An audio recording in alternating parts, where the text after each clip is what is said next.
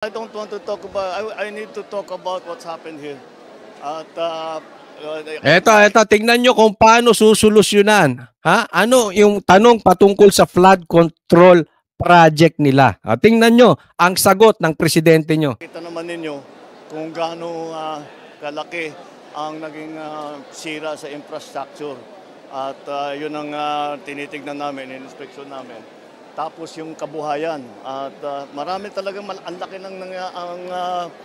laki na talaga ng tubig. Maraming nagsasabi, nababasa ko sa dyaryo, naririnig ko. Maraming nagsasabi, nababasa niya sa dyaryo, naririnig mo. Saan? Sa mga kakampi niyong mainstream media? Na laging baliktad ang sinasabi? Hindi, ako'y nagtatanong lang. Yung nangyari sa KOJC, alam namin, nakikita namin sa loob eh. Anong balita nila baligtad? Anong sabi mo doon sa loob ng KOJC walang baril? Kita namin eh. Kahit si Torre alam niya may baril. Huwag nga tayong maglokohan. Ano yung nababasa mo na naman? Fake news? Sa radyo, television, nasa na mga flood control. Nandyan ang mga flood control na overwhelm lang. Nandyan ang mga flood control na overwhelm lang? Ano ka? Pasensya na po kasi ako talagang wala na akong tiwala sa pinagsasabi ng mama na ito, yung mga nababasa niya kung ano-ano. Ay, ewan ko sa inyo. Tignan ninyo ang statistic. May statistics pa siya. Yung Undoy, 400 plus centimeters ang bumagsak na tubig. Dito sa Christine, ang bumagsak na tubig is about 700 plus. Halos doble ng Undoy. So sa kanya, 400 centimeters sa Undoy, sa kay Christine, 700 plus. So sa madaling salita, excuse. Wala tayong magagawa dyan. Oo, may flood control. Pero mas malakas pa to si Undoy. Numero nyo yan. Sa survey nga, tumataas kayo ni Martin. I mean, can you imagine, Marcos? Si Martin, tumataas ang trust rating. Do you honestly believe that? Kayo mga Pilipino manunood nito, do you honestly believe that? Wow! Wow, ewan ko sa inyo. Ewan ko sa inyo. Kung may maniniwala pa doon. Diba? I mean, numero niya, sige, 400. So, 700. So, mas malakas sa Undoy. Ewan ko kasi sa lugar ko, mararamdaman naman yung lakas ni Undoy at ni Christine. Mas malakas pa rin si Undoy. No? But in anyway, for discussion purposes, kahit ba lamang si Christine, sa dami yung flood control, yun na lang ang sasabihin mo? Magtiis tayo? Kasi wala tayong magagawa? Kaya yung flood control, ginawa natin para sa mga baha kagaya ng Undoy. Bago ito, kausapin nyo yung mga tao. Yung mga lugar na gumuho ang lupa, ngayon lang nangyari yan. Hindi pa nangyari sa buong buhay nila, sa buong kasaysayan. Ayan, ito excuse niya. Yung flood control, ginawa nila para sa katulad ni Undoy. Ibig sabihin, ang excuse niya, mas malakas si Christine, kahit itanong nyo po pa doon sa mga nasa lantanang baha, mas malakas daw si Christine. So, kaya ganyan na nangyari. Teka muna, Marcos. Before ito si Christine, nakadalawang bagyo na tayo.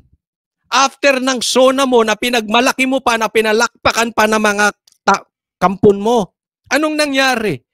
Baha din, di ba? Yung totoo. Baha din, di ba? Hindi lang naman to kay Christine eh.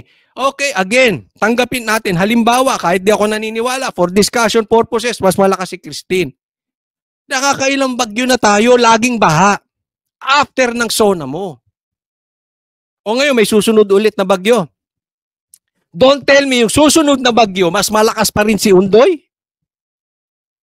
Ay, mas malakas na naman kay Undoy? Kaya tayo binabaha? Alam mo, yan ang problema sa atin. Maghihirap na lang tayo for excuses. Maghirap na lang tayo sa paghahanap ng solusyon. Yan ang leader eh. Alam mo ang totoong leader na nakilala namin kay PRRD? Ito pinagkaiba mo, Marcos.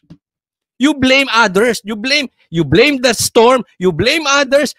You blame everyone except yourself. Si PRRD baligtad. Ako may kasalanan, ako ikulong nyo. Kasalanan ng iba, kasalanan ko. Ano mas gusto nyong leader? Yung ganitong puro excuses? O katulad ni Duterte. Akuin lahat. Kaya walang nangyayari. Alam mo eto. Tingnan nyo to sa isang tao. Sa isang tao, ang number one improvement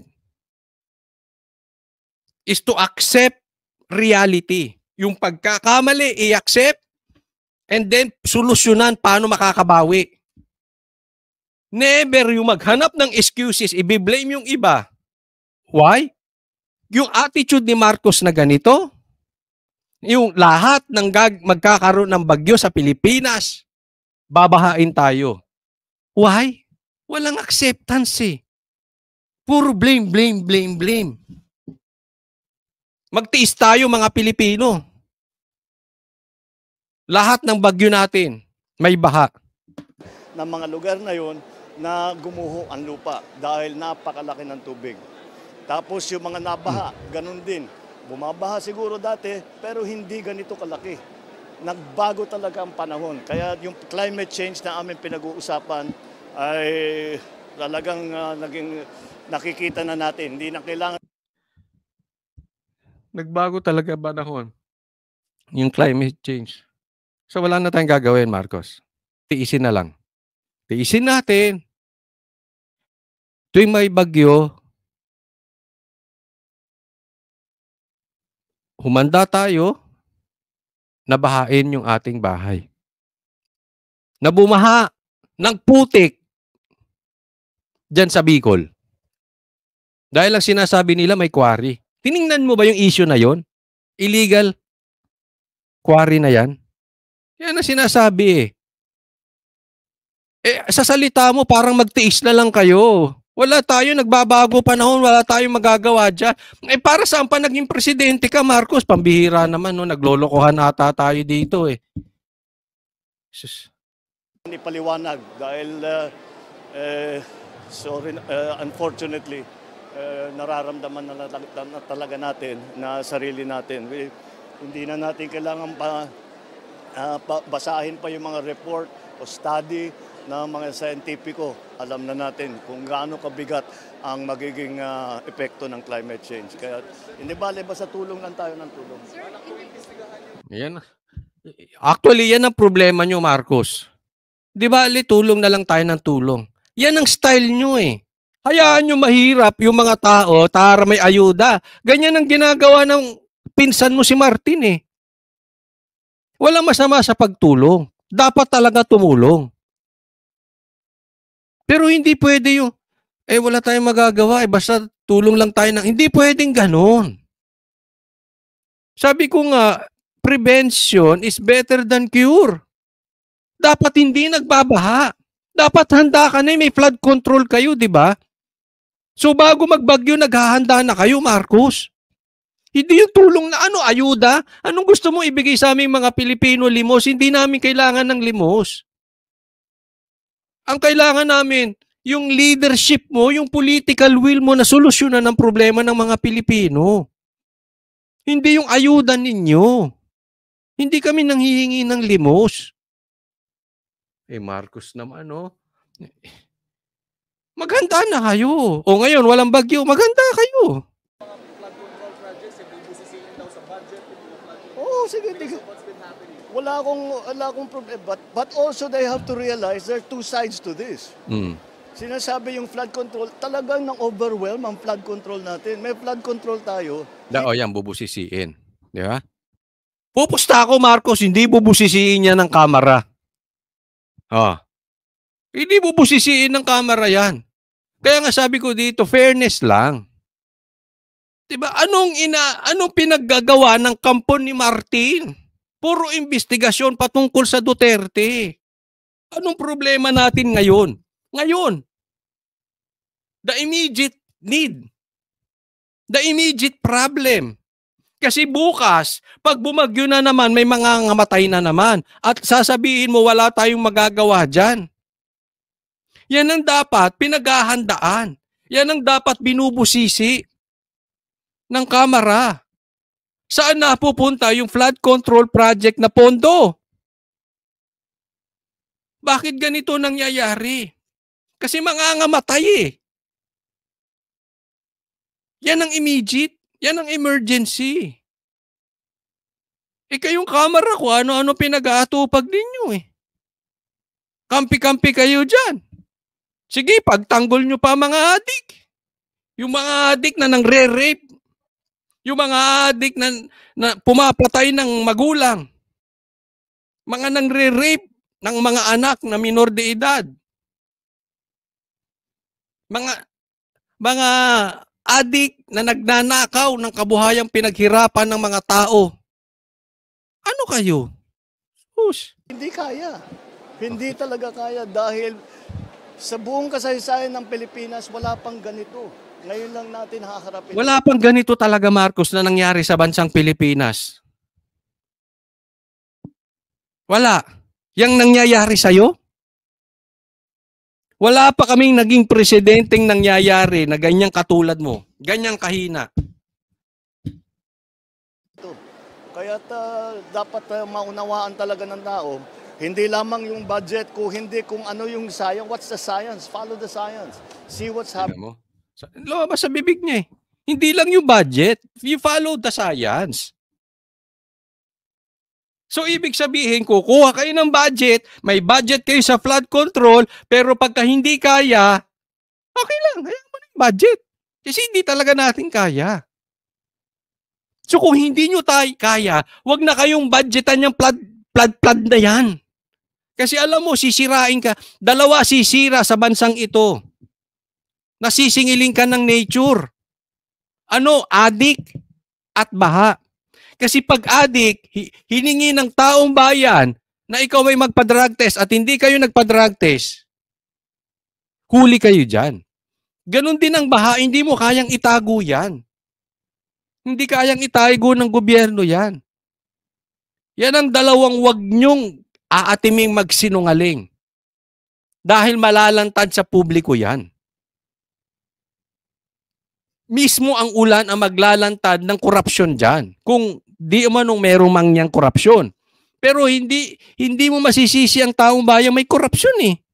Ita mo, ayaw mong pag-usapan yung budget dyan sa flood control. Ang gusto mo yung science. Kung hindi nyo lang kaya, eto lang ha, kung hindi rin kaya na flood control nyo, sayang ang bilyon ginagastos dyan araw-araw. Huwag nyo na tuluyan yung flood control. Total, ang sasabihin nyo, babahain din naman tayo. Itulong nyo na lang yan kung saan merong ikakaunlad ng ating industriya. Halimbawa, mga infrastructure. Kasi you're telling us, gumagastos kayo ng bilyon tapos wala din. Anong lokohan nangyayari sa bansang Pilipinas? Para saan yung flood control na yan kung wala din? Ayaw mong pabusisi ang budget. Tignan ninyo, hindi lamang dito. Nakita nyo ba yung nangyari sa Espanya? Nakita nyo ba yung mga nangyayari sa iba't ibang lugar? Sa States, yung mga nangyayari. Ganyan din. Doon din sa Excuse me po. Ang daming lugar na hindi binabaha. Tayong Pilipinas, naka-ready ka. May flood control ka pa. Wala kang magawa. mga lugar na yun, ngayon lang nangyari yan. Kaya gagawin natin, babaguhin natin ang mga design, patitibayan natin yung mga infrastructure, mga flood control, yung mga slope protection, pati yung mga tulay. Lahat yan, kailangan natin baguhin, tignan natin na mas magandang design. So, babaguhin yung mga infrastructure. Okay, yan ang gusto niya eh. Wait. Babaguhin yung infrastructure. Tapos meron na namang bagyo mas malakas kay Undoy. Tapos wala na naman, baha na naman, may excuse ka na naman. So gumastos na naman ang Pilipino. I mean, can you give us result? Not excuses? Or mag-implement muna ng moratorium sa mga development. Kasi yung isang reason bakit binabaha is yung mga development. Well, that's always been a problem, but it's not been as severe as it is now. And again, it's climate change. It's something that never happened Kasalanan mo, climate change. before. And it is something that we have to deal with. There's no other way. It's something that we have to deal with. It's something we have to deal with, no other way. No way pala eh. Balik nyo na lang yung pondo na ginagamit nyo sa flood control, tapos ang usapan. We have to be smarter. We have to be more technologically aware of what is available so that we can reduce the effects. And that is why pinaglaban natin yung Loss and Damage Board na dalhin dito sa Pilipinas dahil sana sila itutulong sa atin para ayusin lahat yan. Okay? Thank you. Asan yung EDCA mo? Hindi, kayo taong bayan. Tanong ko sa inyo, naniniwala ba kayo dito? Nararamdaman nyo ba yung ginagawa nila sa lugar ninyo patungkol sa baha? Naramdaman nyo ba yung flood control na pinagbalaki nito nung SONA?